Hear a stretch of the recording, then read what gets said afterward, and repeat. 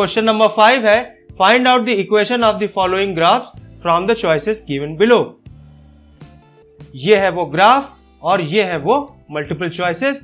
हमको ये पता करना है कि ये ग्राफ जो है ये इनमें से किस इक्वेशन का है।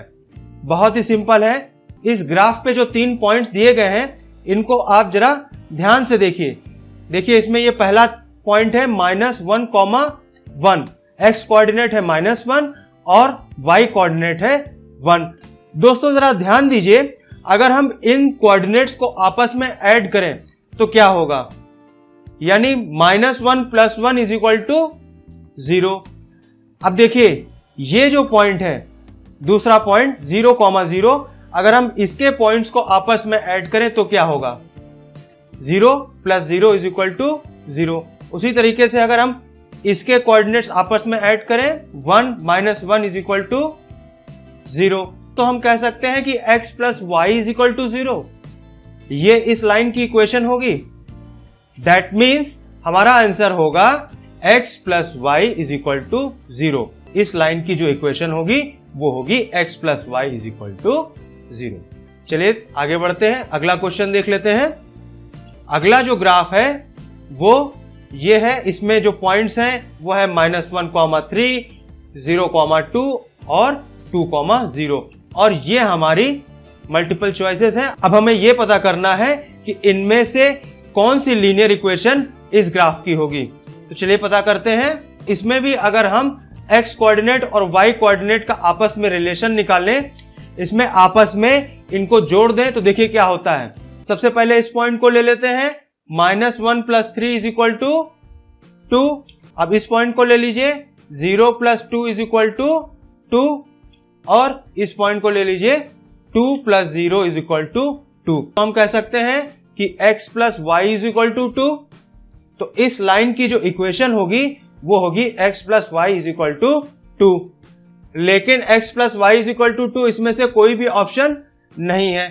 तो अब हम इसको फर्दर सिंप्लीफाई करें तो हम कह सकते हैं y = -x + 2। आंसर हो जाएगा ऑप्शन नंबर 3, y = -x + 2। चलिए अगला क्वेश्चन देख लेते हैं। क्वेश्चन नंबर 5 यहां पे सॉल्व हो जाता है। क्वेश्चन नंबर 6 कहता है if the work done by a body on application of a constant force is directly proportional to the distance travel by the body, express this in the form of an equation in 2 variables and draw the graph by the same by taking the constant force as 5 unit. That means if the work done is directly proportional to the distance travel and constant force is 5 unit, then find out the linear equation and draw the graph. That means अगर work done is directly proportional to the distance travel तो हमें इसका एक linear equation पता करना है, और अगर कांस्टेंट फोर्स 5 यूनिट है तो हमें इसका एक ग्राफ भी ड्रॉ करना है। बहुत ही सिंपल है, चलिए इसको सॉल्व कर लेते हैं। मान लीजिए वर्क डन = y और मान लीजिए डिस्टेंस ट्रेवल इज x। तो जैसा कि इस क्वेश्चन में कह रहा है work done is directly proportional to the distance travel, that means y is directly proportional to the x। जो डायरेक्टली प्रोपोर्शनल का साइन है, अगर हम इसको हटाएं और इसकी जगह पर हम इक्वल टू लेकर आए तो इसको हमें एक कांस्टेंट से मल्टीप्लाई करना होगा। तो ये हो जाएगा y = यहां पर एक कांस्टेंट ले आते हैं k × x, यानी y = kx। और दोस्तों जैसा कि इसमें बताया गया है कांस्टेंट फोर्स है 5 यूनिट, तो ये हो जाएगा y = 5x। यही वो लीनियर इक्वेशन होगी जो इस क्वेश्चन को, इस एक्सप्रेशन को जस्टिफाई करेगी। Now let's plot y = 5x। तो ये हमारी x और y की एक टेबल हो गई, सॉल्यूशंस की एक टेबल हो गई। x की जगह पर हम 0 रखेंगे तो y की जगह पे आएगा 0। उसी तरीके से अगर हम x की जगह पे 1 रखेंगे तो y की जगह पे आएगा 5। हमें यहाँ पर 2 सॉल्यूशन मिल गए, पहला है 0,0 और दूसरा 1,5। अब हम इसको कार्टेशियन प्लेन पे ड्रॉ कर लेते हैं। जैसा कि हम जानते हैं y एक्सिस हो गया हमारा वर्क डन और x एक्सिस हो गया हमारा डिस्टेंस ट्रेवल। तो सबसे पहले हम ड्रॉ करेंगे 0,0, ये हो जाएगा 0,0 और उसके बाद हम ड्रॉ करेंगे 1,5, यहां पे कहीं पे आएगा 1,5।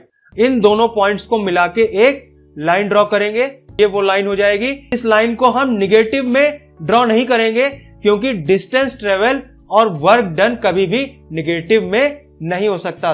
तो ये जो लाइन होगी वो यहीं से शुरू होगी और सारी वैल्यूज जो फर्स्ट क्वाड्रेंट में होगी वही मान्य होगी। तो ये लाइन हो जाएगी हमारी y = 5x। क्वेश्चन का अगला पार्ट कहता है also read from the graph the work done when the distance travel by the body is 2 unit and 0 unit. यानी जब डिस्टेंस ट्रेवल 2 यूनिट होगा तो वर्क डन क्या होगा, ऑल्सो जब डिस्टेंस ट्रेवल 0 यूनिट होगा तो वर्क डन क्या होगा। 2 यूनिट यहां पे हो जाएगा डिस्टेंस ट्रेवल।